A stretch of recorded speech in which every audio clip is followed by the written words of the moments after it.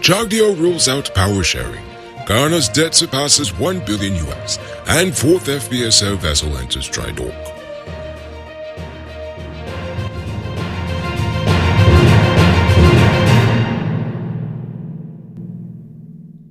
I'm Rico Beaufort, and this is Uncut News. Do you see what's happening? Send us a tip on WhatsApp at 592-659-6151. Jagdeo, speaking as the PPP's General Secretary, has ruled out executive power sharing with the main opposition party, the PPP, in the near term, due to a lack of trust and shared principles. However, Jagdeo has left the door open to the possibility of power sharing if Guyanese choose that governance model in the constitutional reform process that could begin work later this year. The Working People's Alliance had recently revived its decades-old concept of executive power sharing, but Jagdeo dismissed the WPA's stance as an attempt to regain relevance among opposition supporters. The High Court has ruled that the President's suspension of the chairman and members of the Police Service Commission in 2021 was unconstitutional and unlawful. The suspension was based on the advice of the Prime Minister, who argued that the Judicial Service Commission was not duly constituted at the time.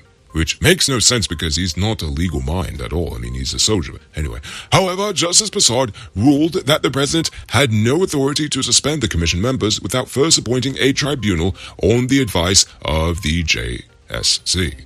The court also noted that the mere institution of criminal charges cannot amount to misbehavior, except and until the person has been adjudged by the competent tribunal. So basically you jumped the gun on that. You're supposed to have the tribunal's approval before actually suspending the Police Service Commission. Yesterday, a parent and a teacher at Houston Secondary School in East Bank Demerara were involved in a violent incident in which both parties are blaming each other. The teacher alleged that the parent became aggressive and hit her classes after being asked to lower her voice, while the parent claimed that the teacher abused her with expletives and hit her phone out of her hands before hitting her with a chair. The student involved was also allegedly assaulted by the teacher. The investigation is ongoing. Minister Domlall says that he's planning to intervene in the situation involving the Georgetown mayor and city council's inability to complete the construction of its administrative building after 2 years. He seeks to intervene to provide technical assistance to fast-track the process. The council is seeking legal advice on how to end its relationship with the current contractor and hire another firm. The new building, when completed, is expected to have an elevator, a room for the holding of statutory meetings, and all of the vital administrative departments. He definitely does need to step in because this is absurd. According to the Public Works Minister Juan Edgel, the bridge over the Blocker, as it's more commonly known in Beeville, Sophia, is being reconstructed in time for the Easter celebrations. The bridge is a critical link for residents of Sophia to Georgetown. The $50 million contract was signed in December of last year and is being undertaken by Modern Construction and Trucking Services Limited. The construction of the new concrete structure indicates a commitment being filled by the government. Hey, I'm interrupting this program to let you know that not all truck parts are created equal. Some does work hard without any problems for a long time, while others does make your truck broke down quick and got you running your pockets again. Get genuine high-quality parts from Powered Automotive truck spares and engine parts and extend the life of your repair. They're the authorized dealer in Guyana for Hammer USA products like brake valves, clutch discs, universal bearings, and others. Visit them at 1161 EE Eccles or call them on 697-0171. Powered Automotive, the #1 truck and engine parts store in Guyana. If you didn't know, well, now you know. Now it's time to tell you about Best Buy's Car of the Week. Currently on sale is 2020 Toyota Raze. It's almost brand new, and it comes with Toyota safety sets, Bluetooth, mud rims, new tires, TV, CD, LED lighting, fog lamps, back camera, and much, much more. Buy cars for $6 million. Or pay as low as $1.2 million down with around $116,000 monthly for 5 years, and it is yours. Call or WhatsApp 662-0844 for more info. Visit the showrooms at Lot 171 Peter Street, Queenstown, or Lot 2 Lamar Street, and tell them we can send you for this sweet deal. Tired of waiting on hold, tracking down a delivery driver, or carrying cash for your food orders? GTEats is here to make your life easier. Guyana's first cashless food ordering and delivery app. Choose from Georgetown's top restaurants, pay securely with your card, and get your food delivered right to your doorstep. With the convenience of being able to order from your phone and the added feature of tracking your order, GTEats is the ultimate solution for all your food needs. Download the app on Apple and Android stores and start ordering the easy way today. Guyana's debt to the IDB is close to $1 billion US, with US $787 million owed as of December 31st, 2022, and an additional US $205 million in loans recently signed off on. Now, keep in mind, this is just our debt to IDB. This isn't our total external debt. The loans were for various projects, including healthcare, climate resilient, road infrastructure, and response to the Rona.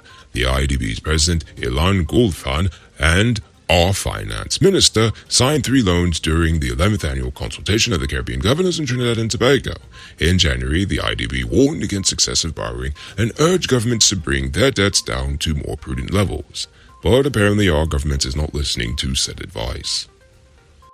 The body found at the Laguan foreshore has been identified as overseas-based Guyanese Ruma Tukaran, who had recently traveled to Guyana for business. She was last seen by her relatives, who claimed to have dropped her off at the airport, and she was scheduled to travel back to Canada.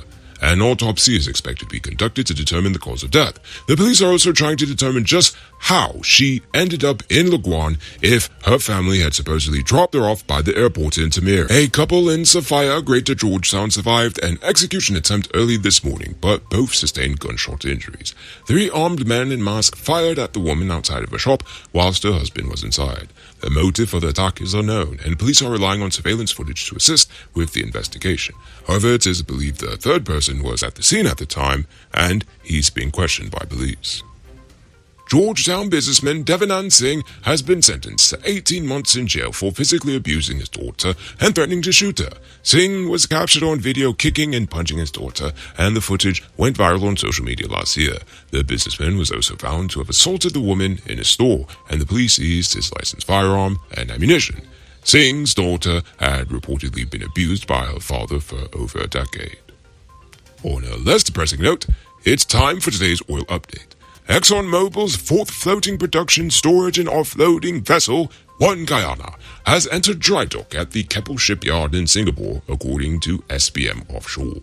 The vessel is being designed to produce 250,000 barrels of oil per day, with an associated gas treatment capacity of 450 million cubic feet per day and water injection capacity of 300,000 barrels per day.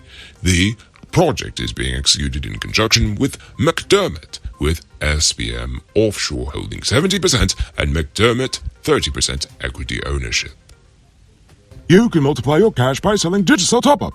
This is a legit way you can earn some extra money at your business or to supplement your current hustle. Become a top-up vendor quick and easy by linking with Cellular Plus. Call them on telephone number 685-3109 for more info. Robbery season might be over, but the streets are still mean. That's why you need to get security for your home or business with Sheriff Security. Sheriff Security has well-trained guards, armed and unarmed patrol, marine patrol, canine services. They speed even got drones. Why? Because your security is their highest priority.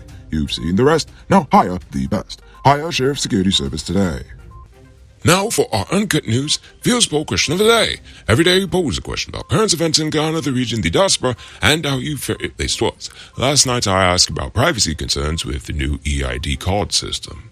But before we get to that, I'm proud to announce our latest addition to the Noble Army, Richard Singh, who is supporting us at the reporter level, the highest level of monthly support we've received so far. So thank you, Richard Singh. And also, a special thank you to David Griffith, Dion Nascimento, Project Zero, and Dimitri V. I appreciate you all. And if you're watching at home and you'd like to support our movement, just hit the link in the video description. Deslin Andrea White says EID cards would bring up a lot of privacy issues. First of all, we would have little to no privacy, especially if they're planning to put information like health status, bank details, and so on the card. The government and all involved would just have a better chance of monitoring and favoring people they choose, and like is already happening. You gotta know somebody who knows somebody to get things done. The struggle for the small man will continue and it'll get worse. Oh gosh, we're just about 2 steps away from a social credit system at this point then, am I right? Black Samurai says EID cards are a good idea since the world is moving towards more technological advancements like e-commerce and e-learning. However, the government and citizens of Guyana should first consider 1. whether there are proper cybersecurity laws, infrastructure, and agencies in place to deal with issues that may arise from EID cards, such as hacking and misuse of info by higher-ups, etc. No, that does not currently exist, and you'd actually be frightened to know just the level of dysfunction that exists, especially when it comes to your private information. 2. Are there trained Guyanese professionals to help manage the system, or will we rely on other countries that may potentially misuse our information? No, we don't really have enough yet. That's probably why he wants to turn an eighth of our nation's population into coders. And 3. What info will be included on the card? Is it all? And this is just a few. Remember, nothing online is truly protected, and online privacy is a fiction. Indeed, it truly is a fiction, and yet we're in a rush to go in this direction. So, now for tonight's question. How do you feel about the concept of power sharing? Are we politically mature enough so that it will actually change things if it did actually happen, or will it just equal more dysfunction in the government, but this time at the top? I want you to think about that question. Tell us in the comments below. If your response is good enough, we just might feature it in our next episode. Anyway, that's all the time we have for tonight, and check us out on Monday for another. Until then, I'm Rico Bulford saying, have a great weekend. And as always, don't drink and drive, or you'll end up on Monday's episode the hard way. Ha-ha! Good night, folks.